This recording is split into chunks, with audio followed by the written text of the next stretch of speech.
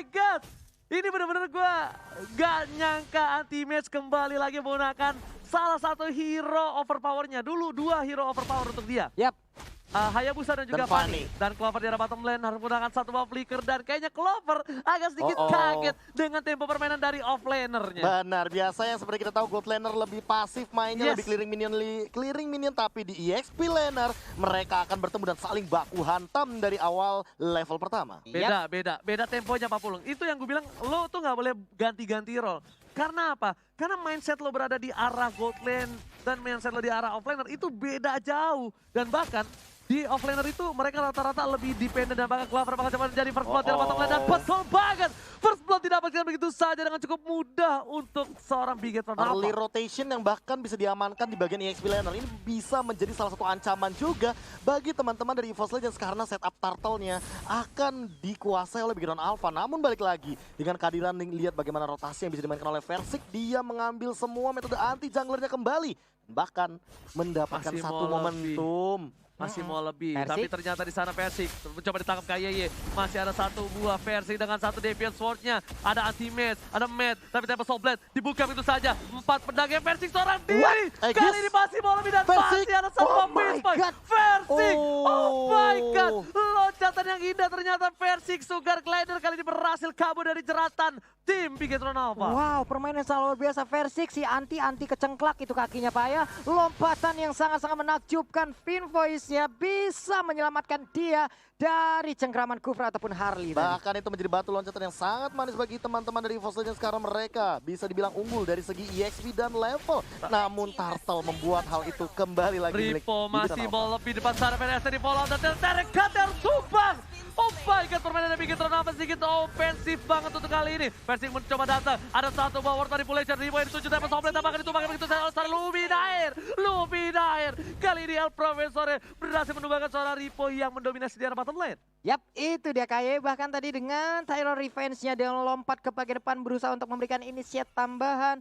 Tapi nggak ada target yang berhasil dia dapatkan hingga permainan pun harus memisahkan mereka berdua kembali. Oke, Anti-Mage masih coba sabar, farming sedikit demi sedikit. Dan gua jujur gua kaget banget dan gua nggak expect ada Anti-Mage menggunakan Hayabusa. Langsung dengan satu buat Tyro Brand, ternyata ke arah yang salah. Pedestrian pun dibuka untuk cover saja. Dan bahkan Versiknya pun tak tersenggol oleh Pedestrian. Yap, itu dia. Bahkan tapi di bagian bawah kita lihat ya, ada 2 orang yang emang selalu nge-push ke arah baratnya. Sementara di bagian atas Anti-Mage. Bisakah dia melepas dari cengkraman beberapa player juga?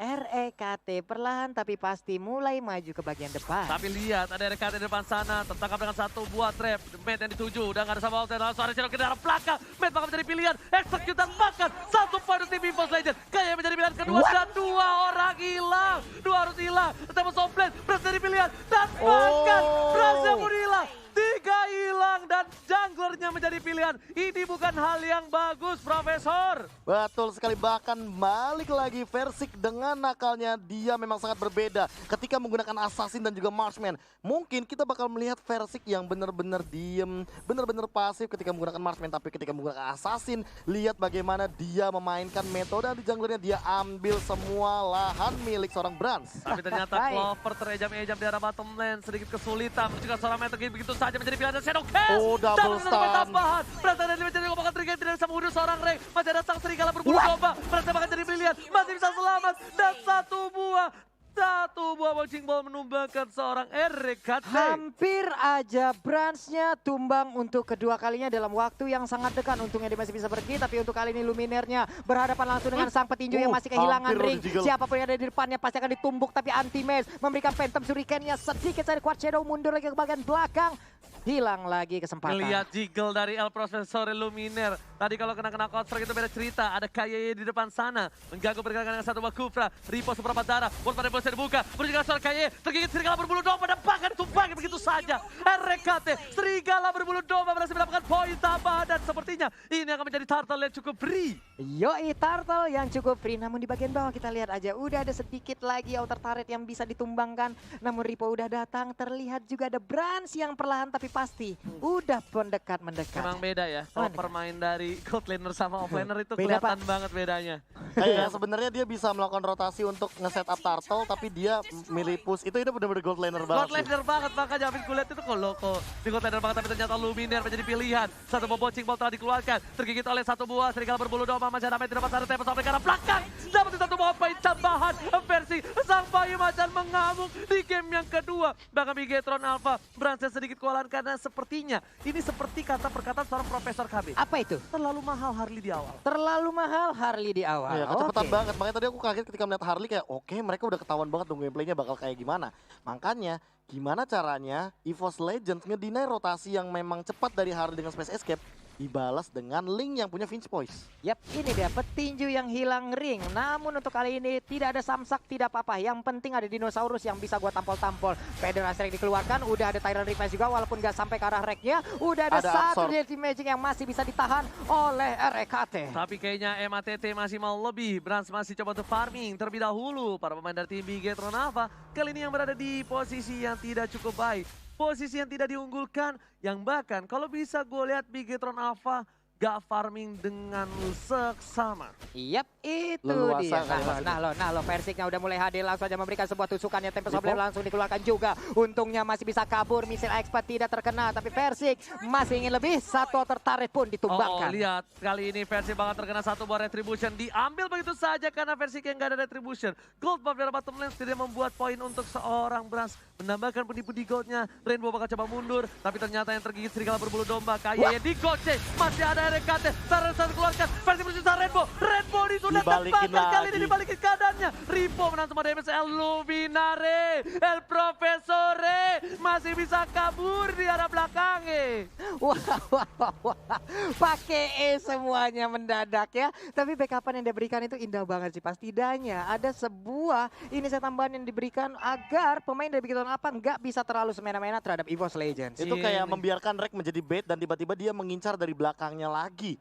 Itu kayak nggak bakal ada yang expect sih. Rainbow juga nggak bakal expect tiba-tiba ada real world manipulation yang itu adalah satu titik buta dari teman-teman Bigetron Alpha. Dan satu lagi sih yang lebih cukup mengagetkan adalah di mana lihat kali ini para pemain dari tim Bigetron Alpha mencoba memaksakan dapat satu buah poin turtle dan diamankan karena retribution cukup baik. Rainbow di belakang sana, Mat masih selamat. World manipulation, Ripo yang 7, Ripo memberikan jiwa dan raga agar kawan-kawannya bisa pulang. Ripo kali ini tumbang dengan tidak sia-sia karena Bransnya masih berhasil dapat buff turtle. Rainbow juga selamat. Tapi lihat, Ultimate menjadi pilihan. Masih ada KYY, dikejar begitu saja dan terselamatkan oleh seorang Ultimate. Tapi gak ditumbangi. Tapi jujur itu Ultimate harus respect dan pelan-pelan harus mungkin mikir ke arah tough boots kali ya. Karena magical damage yang terlalu tinggi dari teman-teman Bigetron Alpha mungkin akan menjadi salah satu ancaman. Apalagi kalau soalnya ada glowing one. Oke, sementara ini kita lihat Federasi di bagian belakang. Namun untuk One yang masih berusaha untuk mengejar ke bagian depan, crossbow of Tangnya udah langsung ditembakkan ke bagian bawah. Tapi Versik dari bagian belakang masuk perlahan. Ripo memberikan pukulannya tepat langsung ke arah rusuk bagian sebelah kiri. Dan Versik masih aman. Gila. Itu Versik berani banget ya, dia masih farming dulu loh. Dia masih ngambil orange buff dulu. Dia masih ngejungle di jungle-nya Bigetron Alpha. Ini bener-bener anak kecil bandel, sang bayi macan bandel banget untuk kali ini. Ini pasti sering nih pas pulang kalau maghrib tuh dipaksa pulang tuh. Pulang udah maghrib nih, udah malam. Sumpah gue yakin Versik kecilnya dijewerin terus. Tapi lihat Clover mencoba memakan seorang KYY. Menjadi pilihan, arah tembok, world manipulation, follow up ke arah belakang. Brans gak bisa kabur, KYY tertinggal seorang diri. Dan lihat, Tempest of Blade ke arah belakang. Menghindari Dirty Magic dan juga Bogerty. Sang bayi macan beratraksi. Miau, miau. Miau, itu dia missile expert. Namun Swallow Pad dilemparkan. Weakness point udah mulai terbuka. Dicicil terlebih dahulu tapi belum mau mengeluarkan crossbow of Tangnya. Tapi gua nggak apa ya, gua agak sedikit kasihan dengan adanya mid. Dia ini agak butuh space farming. Dan sedangkan Hayabusanya itu udah bener-bener fat banget. Tiba-tiba ada Brad di sana, happy birthday. Bakal coba dijemput. Dan di Magic, pocket tricknya nggak ada. Dan Clover menahan semua damage dengan adanya Healer yang berjatuhan. Itu lidahnya coba lihat tuh kemana-mana itu ya. Oleh. Kalau kecil ya nampol pakai lidah kagak kebas apa tuh ya ke dinosaurusnya. Udah gede aja nginjek langsung. Oke, tapi Blade of Despair sudah diamankan oleh seorang Hayabusa, tapi di tengah sana RKT seorang diri. Masih dihindari dengan satu buah Purify. World Manipulation berbuka, Ripo menjadi pilihan. Dan di Magic dan juga Pocket Rivasi, tapi Brans gak efektif sama sekali. Shadow Kill telah dikeluarkan, nggak ada Quad Shadow di arah belakang. Atau mendapatkan dapat Doblet di follow up dengan baik. Versi gak mau lebih. Sang bayi macan sadar diri. Dia dia tidak cukup giginya untuk menggigit seorang Bigetron Alpha. Sejauh ini kita tidak melihat ya bagaimana nafsu anak muda yang tadi malam sangat-sangat membara. Belum ada Rbina anak muda tapi RKT berhasil ditumbangkan begitu saja. MATT kali ini berhasil mendapatkan poin. Ini adalah salah satu angin segar untuk seorang MATT yang dari tadi nggak bisa sama sekali farming. Nggak dapetin jungle atau apapun, Profesor. Dan ini perbedaannya ketika kita mengamankan Varsha dan juga Yves. Yves punya absorb damage ketika menggunakan reward manipulation. Sementara Varsha tidak memiliki hal tersebut. Makanya tadi ketika Deadly Magic-nya connect dari Brans tidak mendapatkan apapun yang menjadi keuntungan bagi teman-teman Bigetron Alpha. Malah kali ini dengan Lord yang hadir, bisa jadi ini bakal ada kerugian buat Bigetron Alpha. Karena mereka dari map aja udah ketinggalan jauh. 5 turret berbanding 0. Perbandingan item, lihat bagaimana Versik mengamankan item-itemnya bahkan menuju ke arah Berserker Fury. Yap, itu dia. Makin Satu tajam kritikalnya akan langsung ditanamkan nih Pak ya. Iya, Kita lihat aja. Dan anti-match juga cukup mengerikan sih. Dia Heptasis, dia Blood of Despair. Satu kali Shadow Kill, mungkin bayangannya akan menghilang begitu saja. Tapi bukan bayangan Hayabusa, melainkan bayangan targetnya. Tapi itu bukan bayangan Hayabusa, tapi karena bayangan masa lalu seharusnya Ya dilupakan. pun itu bukan bayangan Hayabusa Pak, itu adalah bayangan dari orang yang telah membuatmu terluka. Oh my god. Bayangkan ketika kalian pulang dari MPL Arena.